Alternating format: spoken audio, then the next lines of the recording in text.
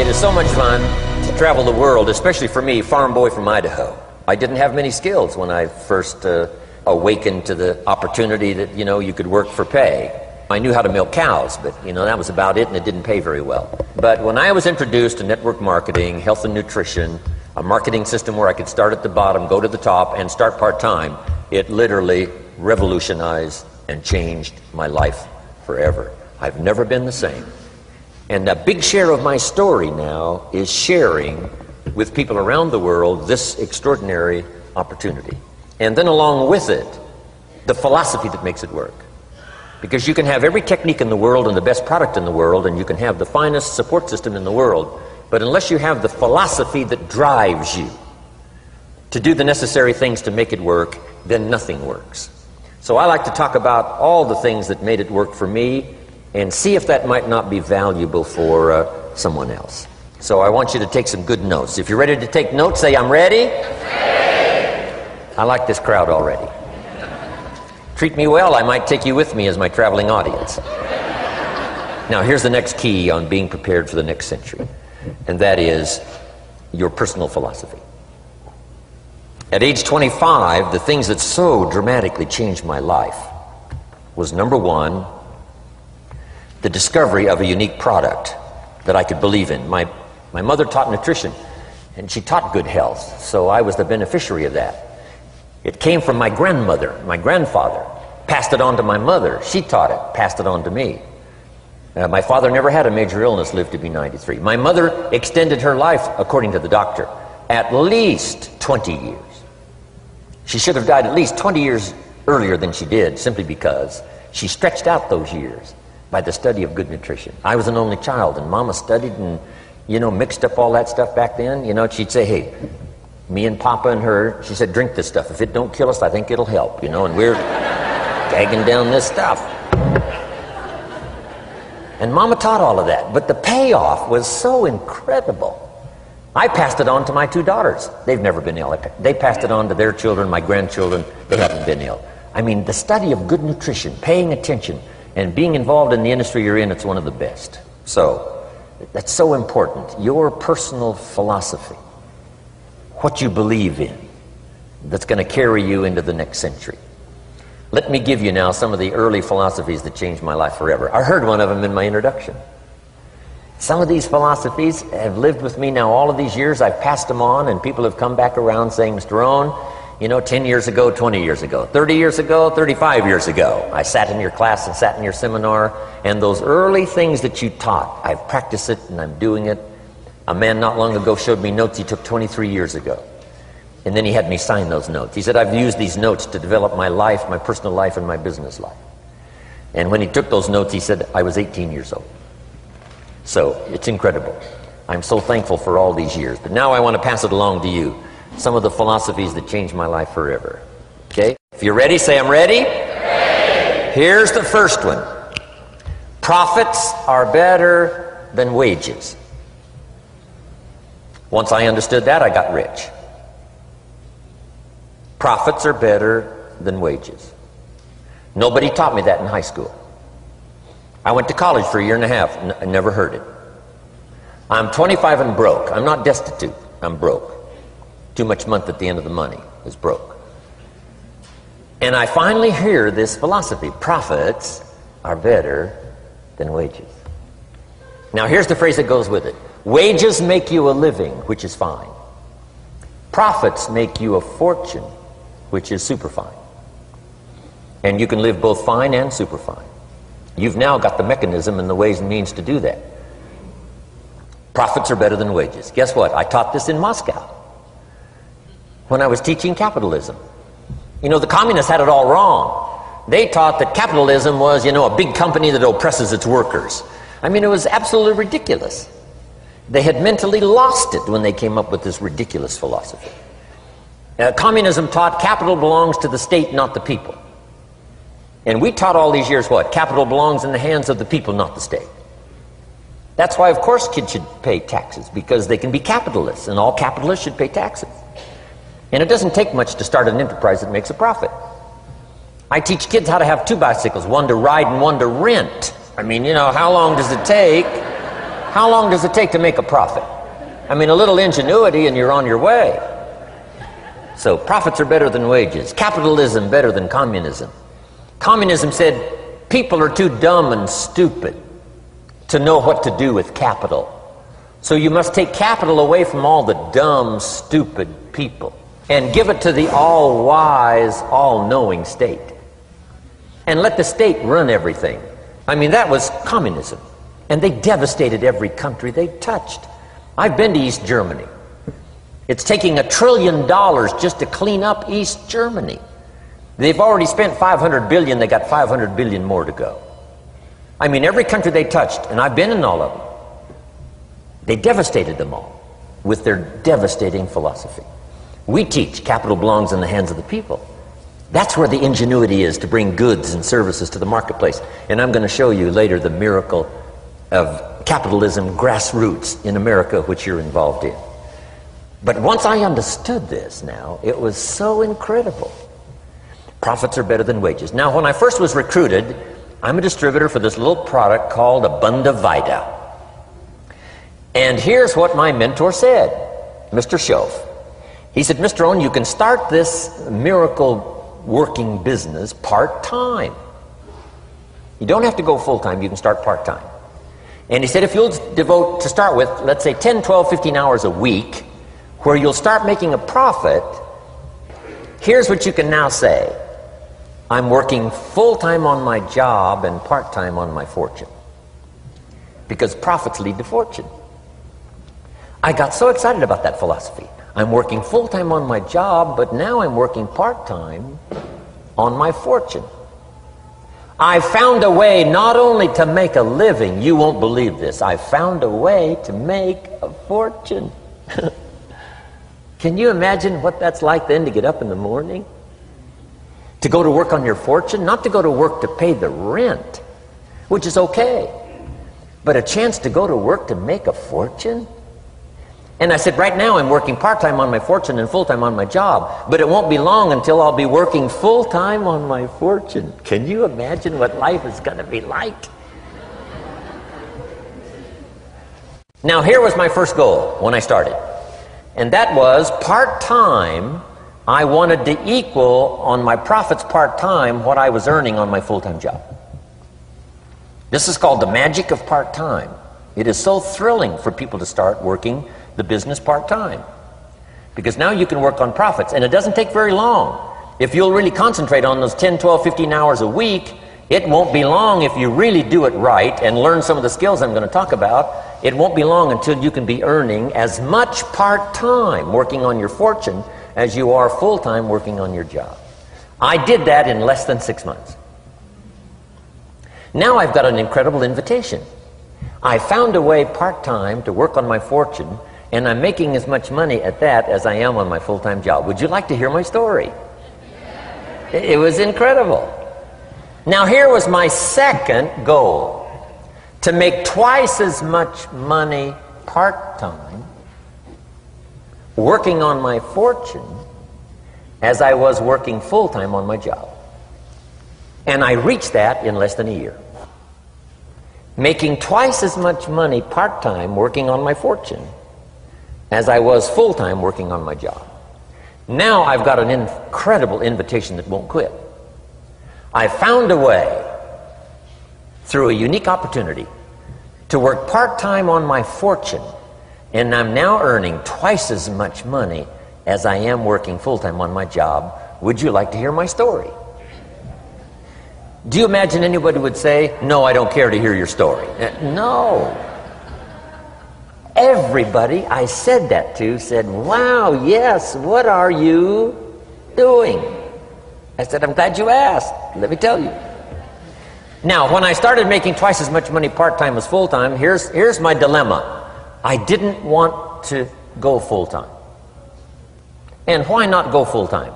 And the reason was because I didn't want to give up my electrifying story. Right? It was so powerful, nobody could resist the invitation to at least take a look. I didn't want to give it up. And I hung on for I don't know how long until it was, almost insane. And then finally, reluctantly, I gave up my full-time job. But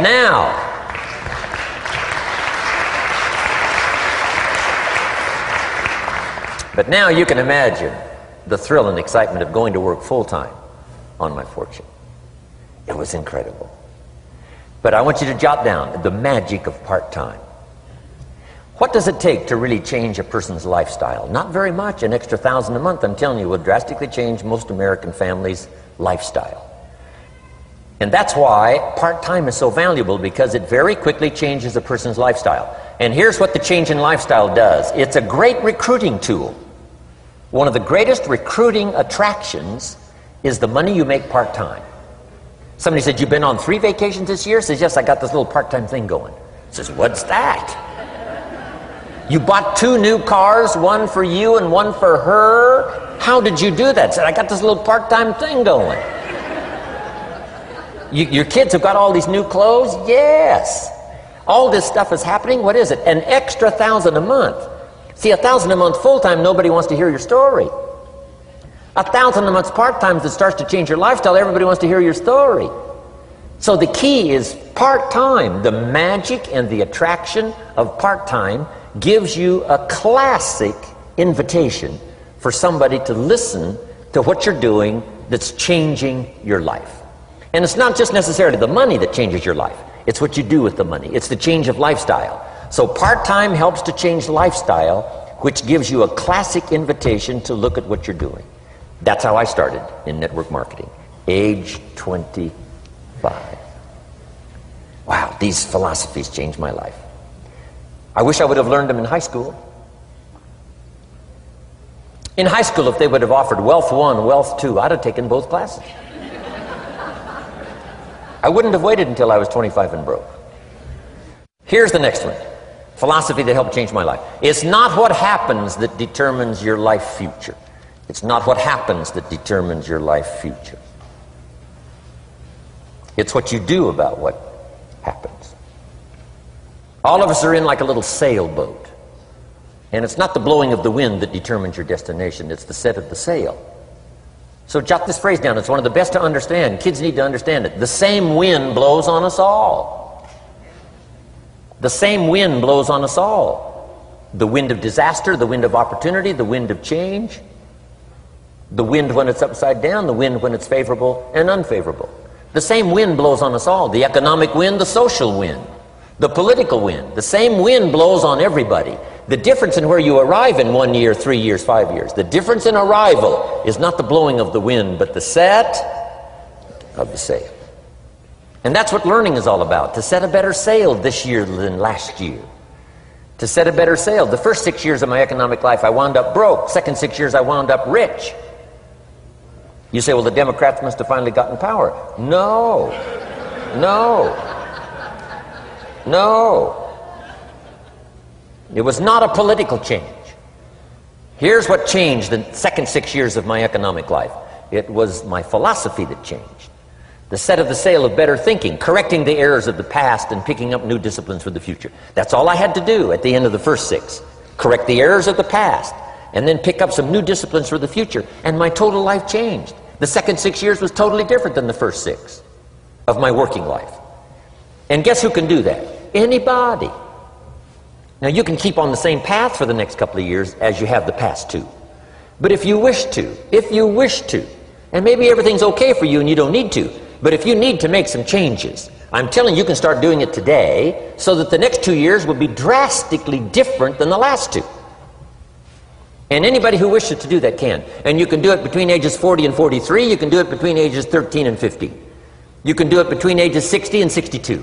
Any 2 years, any 5 years that you wish to drastically change from the previous 5, you can do it. If you wish to. Now this isn't written. This is not a law. Here's what it's called: opportunity. But if you don't know you can change, if you don't know you can drastically change your income, change your future, change your health, change your marriage, change everything, if you don't know that, Some people then go year after year after year after year not making much change simply because they didn't get to the class. They never read the book. They never went to the seminar. They never made the discovery. They didn't seek for the knowledge of how could I make my life better. And if you just rock along, I'm telling you it's okay. Anybody can live any way they choose, but I'm here to tell all of you that if you wish to, it's possible to make the next 3 years totally different than the last 3. And all you have to do is just a few things. So if you got that one now, it's not the blowing of the wind that determines your income. It's not the blowing of the wind that determines your fortune. It's the set of the sail. And that's why we gathered here today. Maybe I've got some ideas that'll help you with a couple of little things about setting the sail of your thinking that might drastically give you multiplied more benefit the next 3 years than you've gotten in the last 3. So it's not what happens. What happens happens to everybody. Chevron years ago brought me in to talk to management. They said, Mr. Rohn, you travel around the world and you're fairly knowledgeable. What do you think the next 10 years are going to be like? I said, gentlemen, I can tell you I do know the right people. So they all leaned forward and listened carefully. And I said, gentlemen, the next 10 years are going to be about like the last 10.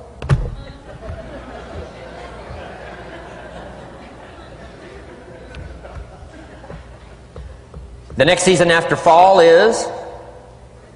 Well, I promise you that's not going to change. After day comes night. I promise you that's not going to change. Here's how the last 6,000 years reads. If you want to make a note of Jim Rohn's vision of history the last 6,000 years, here's how it reads. Opportunity mixed with difficulty. And if we're around another 6,000 years, it's going to read like that looks like for the next 6,000 years. Opportunity mixed with difficulty. Now, sometimes there seems to be more opportunity than difficulty, and then sometimes there seems to be more difficulty than opportunity, but the mix isn't going to change. After expansion comes recession. But after recession comes expansion. Not to think so, see, is naive. And once you've got just a little of this stuff settled, then you know exactly what to do. You know exactly what to anticipate, so you can be ready. Now, here's the next one, and I heard it in my invitation. Here's what it says. For things to change, you have to change. I was hoping the government would change, and taxes would change, and economics would change, and my boss would change and be more generous. I wished for everything to change, and my teacher said, no, Mr. Rohn, for things to change for you, you have to change. Don't wish it was easier, wish you were better. Once I understood this, this altered the course of my life. Don't wish it was easier. Wish you were better. And here's the big one. Don't wish for less problems. Wish for more skills. You don't need less problems. You simply need more skills. Don't wish for less challenge. Wish for more wisdom. Accept the challenge, because you can't grow without a challenge. You can't get rich without a challenge. You can't fly without gravity. You have to understand the challenge. But that's the key, is to now develop wisdom to overcome the challenge. Don't wish for less challenge, but more wisdom. And then here's one more philosophy that helped change my life forever. You can do the most remarkable things no matter what happens. Humans can do the most remarkable things no matter what happens. Philosophies that changed my life. Here's one of the big philosophies I learned in network marketing. It's called the law of averages. If you do something often enough, a ratio... Here's one of the big philosophies I learned in network marketing. It's called the law of averages. If you do something often enough, a ratio will appear. Key phrase, if you do something often enough, a ratio will appear. It's amazing. It's uncanny. In baseball, we call it batting average. If you talk to 10 people, one says yes. Now the ratio has begun. 1 out of 10. Talk to 10, get 1. Here's something interesting about the law of averages. Once it starts, it tends to continue. This is colossal information. Once a ratio starts, it tends to continue. If you talk to 10 and get 1, sure enough, chances are excellent. If you talk to 10 more, you'll get another one. Talk to 10 more, you'll get another one. Now you can compete. If you can only get 1 out of 10, you can compete, even with somebody that can get 9 out of 10. If you've been here a long time, you can get 9 out of 10. I just joined, I can only get 1 out of 10. If we have a 30-day contest, I will beat you. Say, well, how could you beat me? Here's why. During that 30 days, you talk to 10 and get 9. I talk to 100 and get 10. I beat you. Isn't that clever? This is clever stuff. And I do it for 2 reasons. I sincerely wish to win. But I do it for another very sincere reason. I wish for you to lose. And that's noble on my part. Here's why it's noble. You learn more by losing than you do by winning. So I wish to give you that experience. Now here's how I do it once I understand the law of averages. When I'm new, I make up in numbers what I lack in skill. I make up in numbers what I lack in skill. Now who can do that? Anybody that's ambitious. Anybody with a little ingenuity. Anybody. Doesn't matter. Now here's one more. The law of averages can be increased. You get 1 out of 10, talk to 10, get another one. Talk to 10, get another one. The 4th time you talk to 10, you get 2. Why would the 4th time you talk to 10, you get 2 instead of 1? You're getting better. You're getting better. And who can get better? Anybody. Talk to 10, get 2. Talk to 10, get 2. Finally, talk to 10, get 3. I finally got up to about 3. Now, it takes more than a genius to go past like 3 or 4. But 3 will do. If you bat 300 in baseball, they pay you $4 million a year. Which means you're out 7 times out of 10. 7 times out of 10, out. Make $4 million a year. Are you ready for that? So, this works so well now in your business. Just jot the phrase down. You don't have to bat 1,000. You don't have to bat 1,000 to make big money. 1 out of 10 is fine. 2 out of 10 is terrific. 3 out of 10 is fabulous. Some particular incredible genius might get 4 out of 10. But 3 out of 10 is sufficient to make you rich beyond your wildest imagination. This is how I went after my friends, neighbors, and relatives when I first started recruiting. I said, look, I've got a new business and I'm getting about 3 out of 10 to join. And I don't mind you, just come to the meeting and be one of the 7.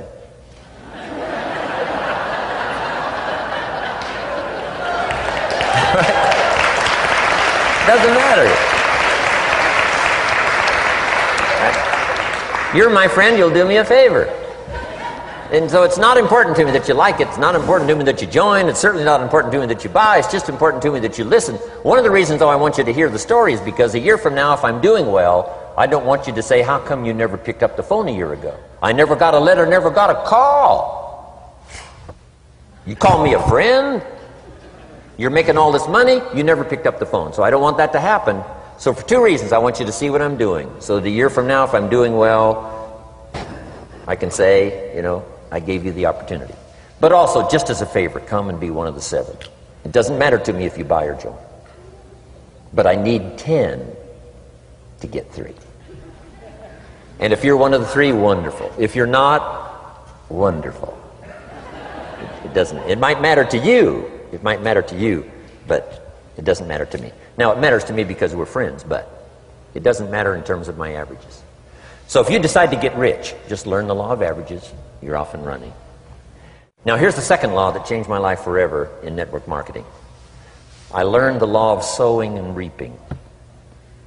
And in the law of sowing and reaping is also the story of the law of averages. Jot this down. The story of the sower comes from the Bible. I'm an amateur on the Bible, but this is such a useful story. Here's what the story says.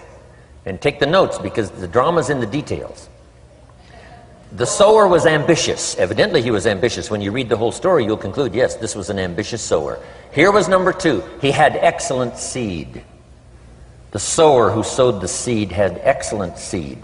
And the excellent seed can be an excellent opportunity, an excellent product, an excellent story. So we've got an ambitious sower with excellent seed. But now here's the rest of the details of the story.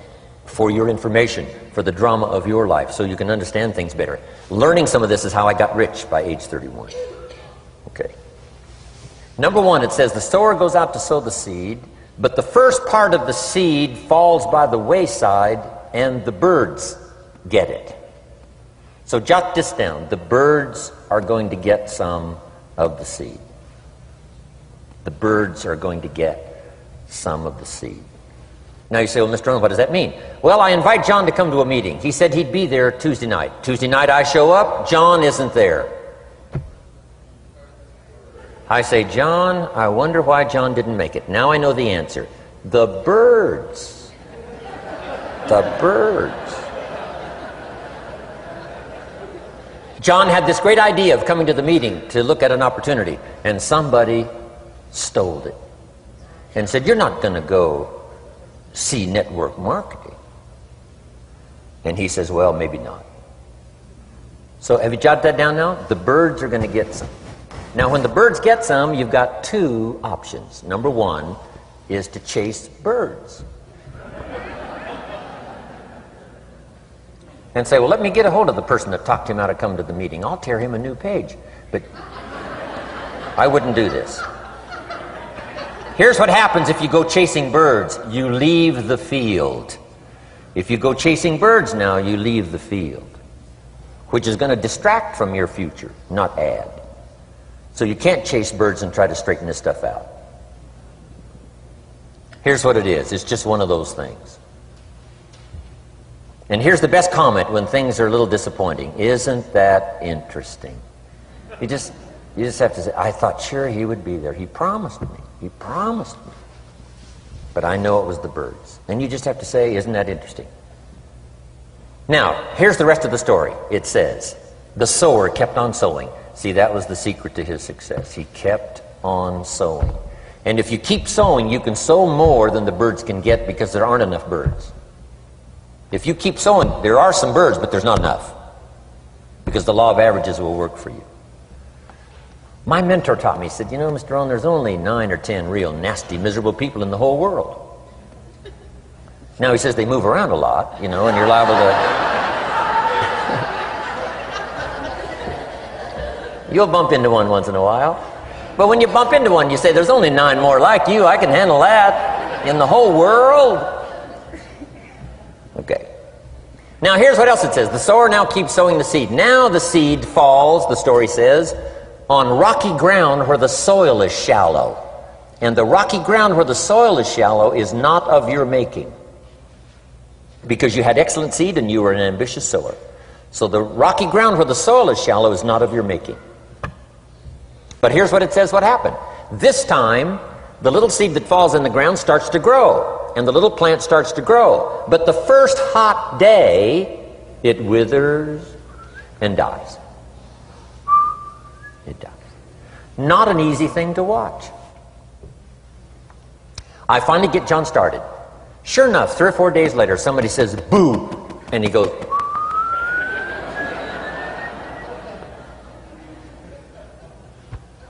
He's gone.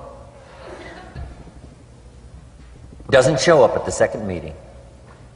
And I say, I thought sure John would last a week. What happened? Jot this down. The hot weather is going to get some. And this is not of your making. Here's what you must say when that happens. Isn't that interesting? Wow. What can you do? The answer is nothing. You say, well, I'm going to try to change this. I wouldn't take that class. You know, the sun comes up in the east. Somebody says, why is that? I wouldn't spend much time on that. Just let that happen. Don't go for this why stuff. I'm giving you the answers here. The answers is in the structure and the consequences and in the deal. The answer is in the deal. Anything beyond that is not worth study. You say, well, how come some just last a little while? I wouldn't sign up for that class. Here's the answer. Some don't stay. You just have to jot that down. And when some leaves, you say, that's one of those that don't stay. Now you know what category to put them in. And you can't solve this now. You can't. It's like rearranging the seasons. You can't fool with that. All you can do is cooperate with the way things are set up. I didn't set it up. You say, well, it shouldn't be this way. Well, when you get your own planet, you can rearrange this whole deal. But on this planet, you're a guest. You got to take it as it comes. Now, here was the secret to the ambitious sower with good seed. It said he kept on sowing. Now, here's what he had to do to keep on sowing. He had to discipline his disappointment. This is a key phrase now to use the rest of your life. You must learn to discipline your disappointment, because you didn't set up the setup, and some are not going to stay, and that is not of your making. Now, if you made gross errors and you ran them off, see, that'd be different. Now, you're responsible for that. But if it's in the normal course of things, this is the way things are. Now, here's what it says. The sower keeps on sowing. Now it says the seed falls on thorny ground. And somebody says, well, how much of this do you have to go through? Well, hang on. It's not the end of the story now. Now the little seed falls on thorny ground. And now the little plant starts to grow again. But as the little plant starts to grow, the thorns choke it to death. And it dies. So jot this down. The thorns are going to get some. And that's not of your making. And what are these thorns? The story even called these little thorns, little cares, little distractions, little somethings. Who knows what all they are?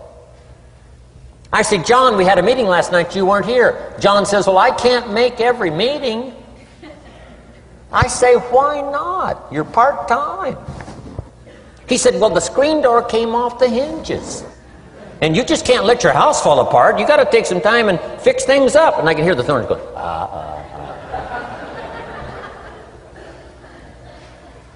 He says some extra trash had piled up in the garage. You can't let mountains of trash take over. You got to keep your trash hauled out. People who let little things cheat them out of big opportunities. People who let little things cheat them out of big opportunities. And you feel almost helpless. What could I do about that? And that's nothing. And you say, well, why is this? I'm asking you not to sign up for that class. Don't sign up for these why is this class. It's just the way it is. Like winter following fall and spring following winter. So if you got that, the thorns are going to get some. But now here's the good news. Let's read the rest of the story now quickly. The sower now what? Keeps on sowing the seed, keeps on sharing the story, keeps on giving an invitation. Yes, the invitation can be more powerful for me as it was 1 year later than it was the first month. Because now I'm saying I'm making twice as much money part-time as I'm making on my full-time job. Yes, the story can be more powerful, but the law of average is still going to work. But now here's what the story said. Finally, the seed falls on good ground.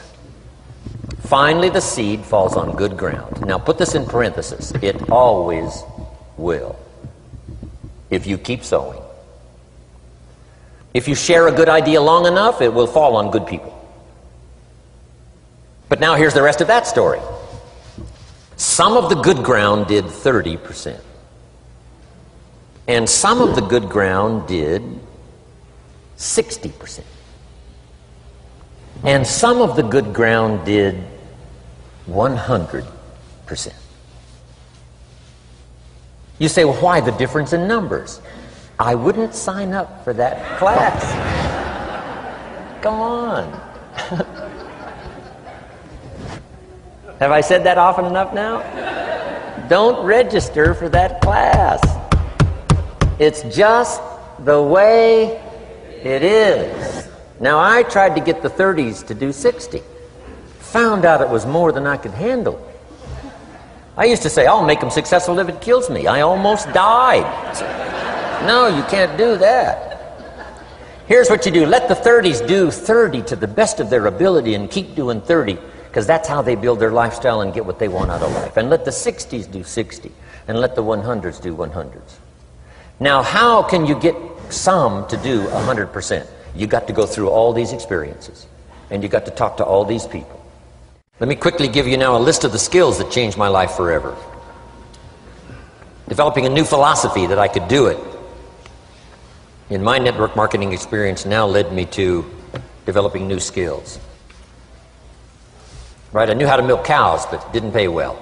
Here's the first skill I learned that changed my life.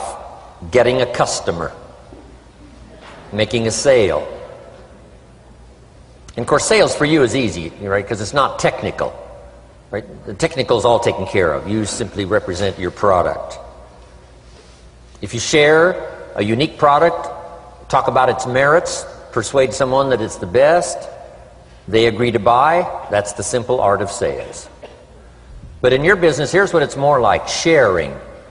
Because using the product yourself, gathering some testimonials, you simply share that. So we're not talking like high-powered spacecraft technical skills here. It's simply sharing something you've discovered with someone else and doing it well enough to where they agree they would like to participate. Now here's what happened when I learned sales. It multiplied my income by 5. Now it didn't take that much because I wasn't doing that well in farm country. But it did multiply my income by 5. Sales. Getting customers. Laying that incredible foundation for an entrepreneurial career. So now I've got 2 skills: milking cows and making sales. Here's the next one I learned that changed me forever, and that's recruiting. Introducing the business opportunity to new people. Learning how to give a good invitation. Learning how to give 2 kinds of presentation, formal and informal. And the third part of recruiting, of course, is following up. Once you start a new life, now you got to take care of it, like a new mother would take care of her baby. You don't start a new life and abandon it. You start a new life and nourish it like a mother and protect it like a father. You got to be both mother and father to a new person. Nourishment, ideas like a mother. Protection, help defend your new life against the encroachment of outside voices that would try to talk them out of it. So you got to be mother and father in this art of recruiting. We call it being a sponsor. And being a sponsor is like being a bridge, helping somebody from darkness to light, from skeptic to faith, from not knowing to knowing, from no confidence in themselves to starting to gain confidence. You're the bridge that helps people from the shadows to the sunlight. It's one of the most exciting positions to occupy in all of network marketing industry, is the bridge, helping people crossing the bridge out from discouragement into recognition. Being this bridge, that's what the recruiting magic is all about. You've got the answers. They've been looking for the answers. You've got the answers. And you help them cross this bridge. You see something in them before they can see it in themselves. You assure them that it's possible to be more than they are, therefore they can earn more than they've got, have more than they possess. This is one of the great arts in the world. And here's what's exciting about this art. It pays big money. Because now you operate a unique philosophy taught first in the Bible. John Kennedy taught it in his inaugural speech. Zig Ziglar's got one of the best ways to put it. And that's the secret to wealth. The secret to wealth and fortune. First taught in the Bible. Because the question was asked, how can we achieve greatness, great wealth, great power, great influence, great recognition, great self-esteem? How can we achieve greatness? The master teacher was asked. And here was his formula for achieving personal greatness. He said, find a way to serve the many. For service to many leads to greatness. For those that are interested. Some people aren't interested, but for those that are, service to many leads to greatness. Someone says, well, best I can do is just take care of myself, which is okay, but it doesn't lead to greatness. Someone says, I got enough bills of my own, I can't worry about someone else's bills. That's okay, but it doesn't lead to greatness. Greatness is helping people pay their bills, you forget about yours. Because if you help enough people pay theirs, yours disappear. Help people with problems, your problems disappear. The key to greatness, the master teacher taught, is finding a way. Now, a lot of people would like to serve many people, but they don't have a way. And what's exciting about you and your business is you've now got the way. Whether you use it or not, it's up to you. Whether you cash it in or not is up to you. Whether you make a fortune or just a little, that's all up to you. Each person's ambition. It's called the same marketing. The same product. The products are the same for everybody here. The marketing system is the same. The difference is each person's philosophy and each person's individual ambition. But whatever your ambitions are, now you've got the ways and means. And here's what you've got the ways and means to do. Serve as many people as you would like. Now here's what's exciting about recruiting. With what you're involved in here, you can directly and indirectly affect the lives of dozens of people. Some of you are going to directly and indirectly affect the lives of hundreds of people. And some of you, if you wish, can directly and indirectly affect the lives of thousands of people. And the pay is accordingly. If you affect a few, you earn that pay. If you affect the many, you earn that pay. But the secret is found in the Bible. Service to many leads to greatness. Now, John Kennedy said it in his inaugural speech. Here's what he said: don't ask. Don't we wish that was the current political philosophy? Where is John Kennedy and his philosophy? John Kennedy said, don't ask. That's important if you understand philosophy. He said, don't ask what the people can do for you. Don't ask what the country can do for you. Don't ask what the government can do for you. That's not how you get rich. That's not how you have high self-esteem. That's not how you get trophies to put on the mantle above the fireplace, asking what the people can do for you. Don't ask, he said, what the people can do for you, but ask, what could I do for my country? And the country means the people. What could I do for the people? I want trophies. I want recognition. I want high self-esteem. I would even like a chance to make a fortune. John Kennedy says it's easy. Don't ask what the people can do for you, but ask, what could I do for the people? Could I directly and indirectly serve many in my country? And now that you are participating in this program, the answer is yes. Now, Zig probably said it best. Zig's got some great stuff. Zig and I have been good friends for a lot of years. Zig says money isn't everything, but it ranks right up there with oxygen. Zig, you're right. Zig says, my dentist told me, Zig, only floss the teeth you want to keep. You know, forget the rest. But here, Zig is famous for this now. This is one of Zig's philosophies, and it goes right along with the other two, the Bible and John Kennedy. Here's what Zig says: if you help enough people get what they want, you can have everything you want.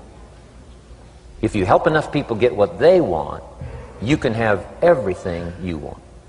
Now, wanting everything you want, we call that self-interest. But it's okay to have self-interest if you do it in a positive way. By helping enough people get what they want, you can have everything you want. Now, you can accomplish all that by learning this next skill called recruiting. And I learned it, and it made me fortunes.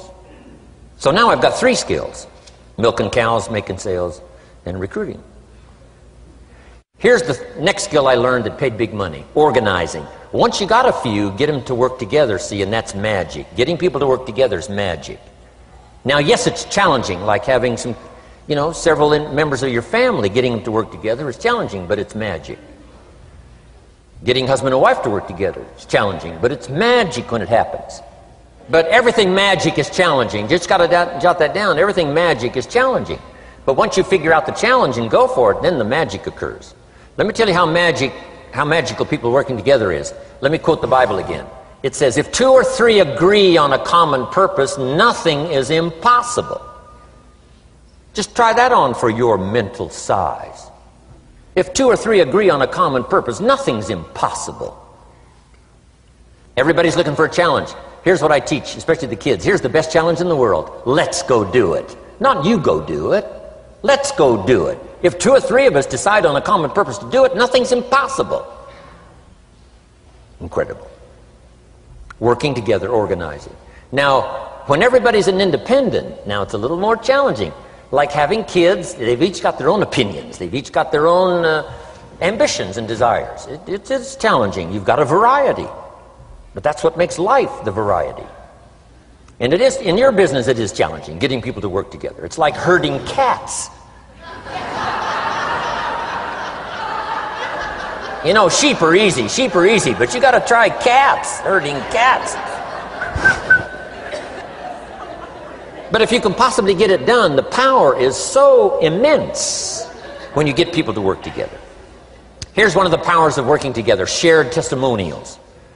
If I've got somebody new and you're there and I'm there, I give them my testimonial, you give your testimonial. Maybe what tips the scales in getting me a new person is not my testimonial, but my partner's testimonial. Somebody I'm working with, their testimonial got them.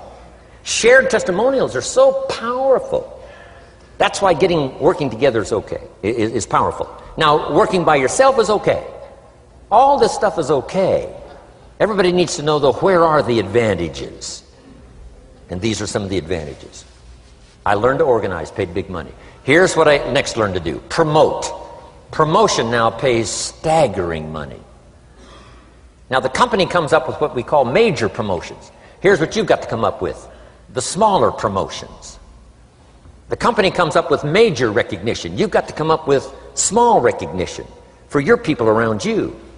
The top 5. The company's got top 5. You've got your own top 5 in maybe 2 or 3 categories. Top 5, top 5, top 5.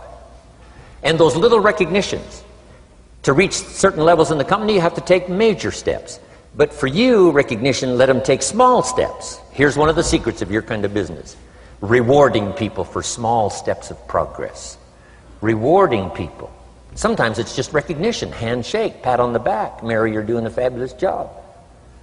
And you figure out what those recognitions are. Small steps of progress. Guess what promotion pays, if you learn it well? Big money. Getting people to do something they wouldn't ordinarily do by themselves. People will do some unique things by themselves, but if you can figure out a way to say, Mary, if you do this and this, she says, well, I'll go for it. Now, she wouldn't have thought of that on her own. Here's what works magic. It's better than money. Money's a bit unimportant. Here's what's important. Ingenuity.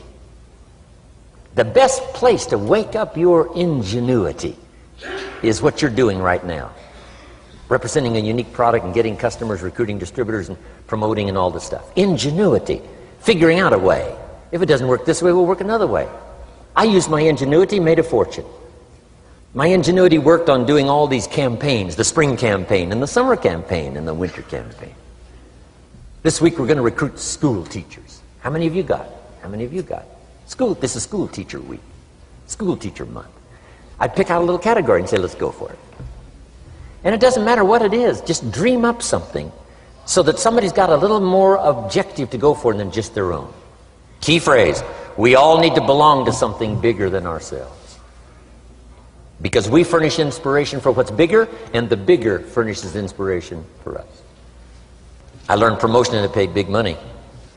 Here's next I learned. Communication. How to conduct a meeting. I learned identification, logic and reason. Attack and confess. Solution. Simple deals on communication. Wasn't easy for me at first. I stood up to give my first presentation, my mind sat back down. Right? Y'all been through that? Opened my mouth, nothing came out for a while. But here's what I did. I did it again. Just jot that phrase down. I did it again. That's the secret to how I got here. 35, 40 years later, it's how I got here. I did it once, it was uncomfortable. That first presentation was so lousy, if I hadn't have been doing it, I'd have gone home. It was not that good. But here's the secret to how I got here. I did it again, and then I did it again, and then I did it again, and I did it again. I remember when I first decided to be a little more animated, right? And walk out away from the podium, right? Get out from just behind the podium. So I got out there, and then I thought, how do you get back? Whoa, I'm stranded out here. Remember those times? Doing something for the first time? But you learn quickly in your business, right? In your business, the guy stands up to give his first testimonial, and he's so nervous he forgets his own name, right? And 30 days later, he wants to give a 3-hour testimonial, right? You hardly get him off the stage. So, learn communication. How to affect other people with words. That's the greatest art in the world to learn. How to affect other people with words. Key phrase, don't be lazy in language. If you learn to use the gift of your own language wisely, it can make you a fortune and build an incredible life. Here's 3 other things I learned. One is to train. Training people how the business works. And then I've used another word called teach. Train and teach. And only to say this. Training people how the business works. Teaching is how life works. Because here's what all of us need for the 21st century. Business skills and life skills. The life skills are leadership skills. The life skills are learning how to set goals. Now here's the ultimate skill to learn that can transform your life and the life of whoever will listen. The ability to inspire. Inspire means help people to look up a little higher than where they are and wish they could get there, and inspire them that it's possible. Here's how we inspire, by our own testimony. If I can do it, you can do it. Here's how else we inspire, by others' testimonial. If they can do it, Mary, you can do it. Getting people to see themselves better than they are. Getting people to see themselves richer than they are. Getting people to see themselves more capable next year than they are this year. Getting to see themselves in the future. To help both your kids and your people. Here's what you must learn to do. Number one, help people to see themselves as they are. If people have made mistakes, they got to know it. You can't go on making mistakes and hope to achieve. Mistakes have to be corrected. And you've got to do it with your children. Help them to see themselves as they are. If they've messed up, here's what you've got to say. You've messed up. But here's what's important as a parent. Don't leave them in the mess. Some parents, tell their kids they've messed up and then they leave them in the mess. They don't paint a better picture. Here's what you could become with just a couple of more changes. Rather than this, here's what you could be. So we must help our children see themselves as they are, but here's the greatest gift. To help our children see themselves better than they are. To transport them not only past to see their mistakes, but transport them to the future to see their opportunity. To see the person they can become. My mentor had that greatest gift to help me to see myself better than I was. At first it was difficult to see, then I started to believe, and that's how I got here today. He said, one of these days, Mr. Rohn, you'll walk into a room full of people, and you will hear some of them say, that's him, that's the famous man. I said, well, that could never happen to me. He said, trust me. If you keep working hard on the disciplines like you're doing right now, that'll happen. You'll walk into a room full of people and you'll hear one say, that's him, that's the famous man. He saw it and he tried to get me to see it.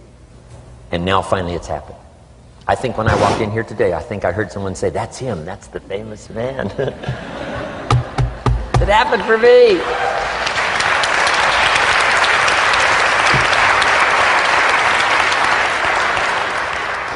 And if it can happen for me, it can happen for you. Just master these skills to inspire. Here's what else I learned, the skills of building an organization. Learn to work with the people who deserve it, not the people who need it. You must be like life itself, respond to deserve, not to need. It doesn't say if you need, you will have a harvest. It doesn't say if you need a harvest, you'll have a harvest. It's not what it says. It says if you plant, chances are good you'll have a harvest. If you plant, you will reap. Not if you need, you will reap. So we must be like life itself. Respond to the people who deserve it by planting, by taking the first step. Even God himself says, if you move toward me, I'll move toward you. That's the condition. You move toward me, I'll move toward you, says the Almighty. Now he could also say, you don't move, I don't move. You say, well, that's arbitrary. Well, when you're God, you can set it up that way. Now, learn to work with the people who deserve it, not the people who need it. Now, here's what's the next step. Teach people how to deserve your time. Teach people how to deserve your attention. Teach people how to deserve a phone call. Say, Mary, you just take this one step and I take 2 steps. You take 2 steps, I take 5 steps. You don't step, I don't step. But this isn't hard now. You step, I step. You respond, I respond. You try, I try. You make a call, I back you up. Right? Learn to teach people how to deserve your time and your attention. Next, I learned to work by group more than individual. Here's why. 80% of the people do 20% of the business. So 20% of the people you can work with individual. 80% you have to work with by group. But group is very powerful, less confrontational. Then here's what's important for all of you to learn as a sponsor, helping other people. You can help 1,000, but you can't carry 3 on your back. You can help 1,000, but you can't carry 3 on your back. And I'm sure all of you have already gotten that experience, even though you've been here a short time. Some people will try to get on your back. That's where we got that expression, get off. That's where we got that. A guy discovered somebody on his back and said, what? I can't carry you, get. Now, if you're like some I see here, you know, 6'4" and you weigh 300 pounds, you might carry one, and if you were really big enough, Kareem Abdul-Jabbar or something, you might carry two, but you can't carry three. When babies are born, they were not designed just to be carried. Babies were not born to be carried all their life. Someday you got to try your legs. Someday you got to try your wings. Someday you got to try. Even if you fall down, you got to try, because you can't just crawl around all your life. You can't be carried all your life. So as quickly as possible, you can help 1,000, but you can't carry 3. Next, don't expect the pear tree to bear apples. I used to try to change everything. You can hang apples on a pear tree. I'm telling you, it won't help. You can put up a sign, this is an apple tree. Sure enough, come the season, pears. Here's what I learned. You cannot change people, but they can change themselves. You cannot change people, but they can change themselves. Incredible. Capital in your business isn't what matters. Okay, it's not the money that buys you a future. It's your skills that buy you a future. Money and no skills, and I'm telling you, you're still poor. Money and no ambition, where are you? Money and no courage, you're broke. A little bit of money and a whole lot of courage. That's all we need. I'm looking for people when I'm recruiting back in those days, and the money didn't matter. What mattered to me was somebody's willingness, somebody's ingenuity, somebody's willingness to try. Right? If they had $1 to invest, that was plenty for me. $1 and some ambition, and I can show you how to get rich, and it'll be one of the classic stories of the company. I go to recruit somebody, they say, I don't have any money. See, I've been looking for you for 6 months. Let me show you how to do it without any money. Because here's the rules of capitalism. Jot this down. You can either buy and sell, or if you're in certain circumstances, you can sell and buy. If you've got ambition. Now, if you haven't got ambition, we can't cure that, and money won't cure lack of ambition. But if you've got $1 and some ambition, I'll show you how to get rich. And even if you don't have $1, I'll show you how to get rich, because you can sell and buy. Somebody says, as soon as the product arrives, I'll sell it. Then you don't understand. You don't understand the magic of fortune if you say, I have to wait till it gets here to sell it. And you probably don't understand the value of your own story. Once I understood that, I knew I was going to be wealthy. That's why right in the beginning I started giving big tips. I knew I was going to be wealthy. Say, wow, this guy tips like a rich man. Say, that's right, he tips like a rich man. Even in the beginning, I tipped like a rich man, because I knew I was going to be rich. Wow. Isn't this fun? Yes. So jot these phrases down as I close. Number 1, the greatest value in life is not a bank account. The greatest value in life is not a car, a home to live in. The greatest value in life is this. Make a note. Living a good life.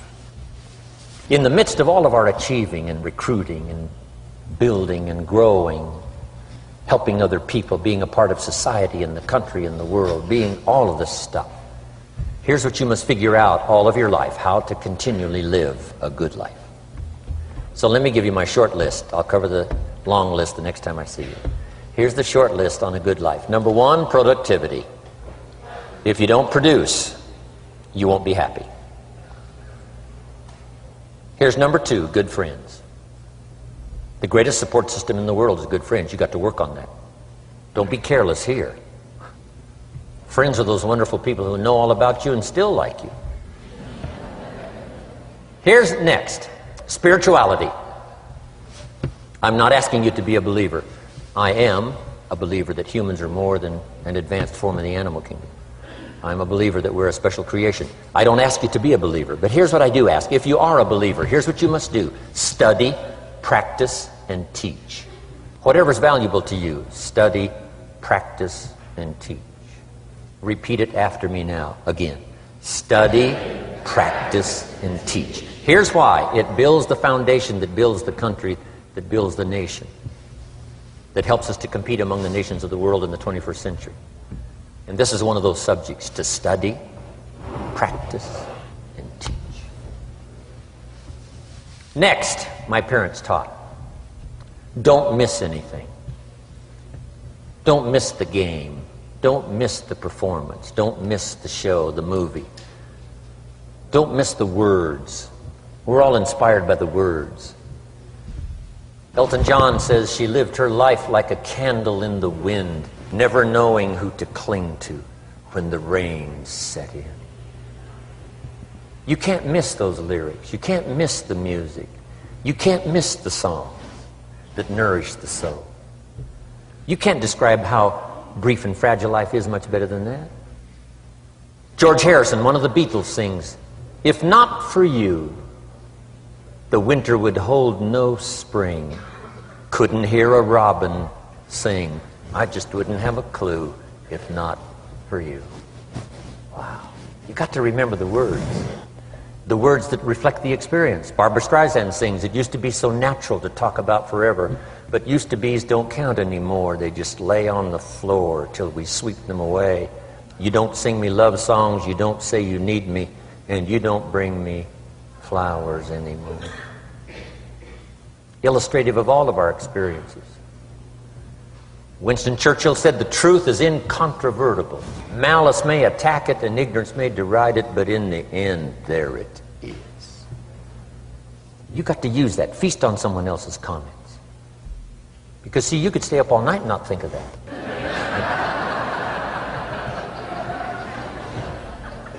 I'm asking you to do your research. I'm asking you, don't miss anything. Don't miss the play. When my father was 93, just before he died, if you would have called him at 10:30, 11 o'clock at night, he wouldn't be home. He's at the rodeo. And he's watching the kids play softball. He's at church. He's watching the concert somewhere. Every night. My parents taught me that. Don't miss anything. Even the little small things, don't miss. The big things, don't miss. Don't miss, don't miss. It's part of living a good life.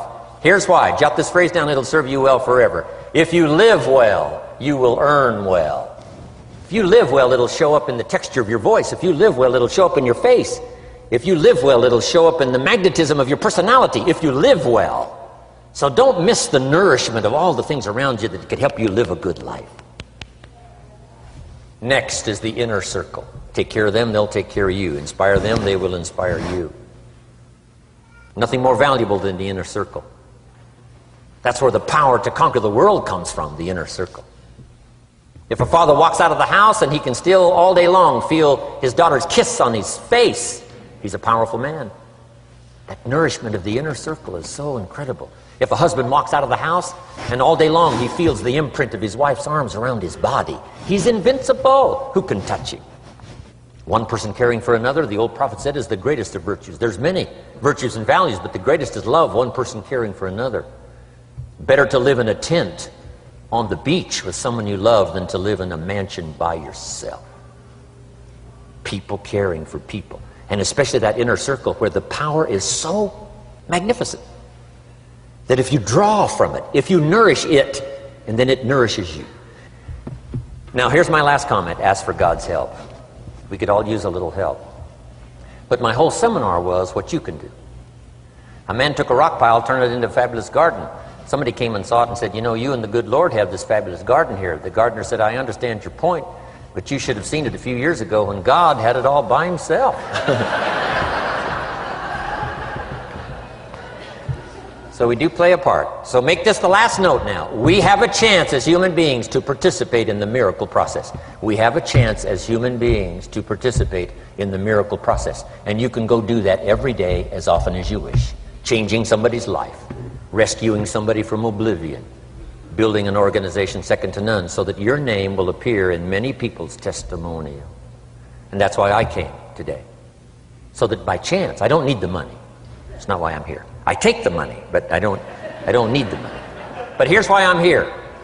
By chance, perhaps, if I've come along at the right time, I don't know what time this is for you, but if I've come along at the right time, just maybe, a week from now, a month from now, a year from now, 5 years from now, you might say, Jim Rohn came by and gave us a little piece of information. That started me down the road. Here's what's happened to me. And my name might appear in your testimonial. Now here's the drama as we finish. How many of you have my name in your notes? Here's the part of the drama then. I go with you.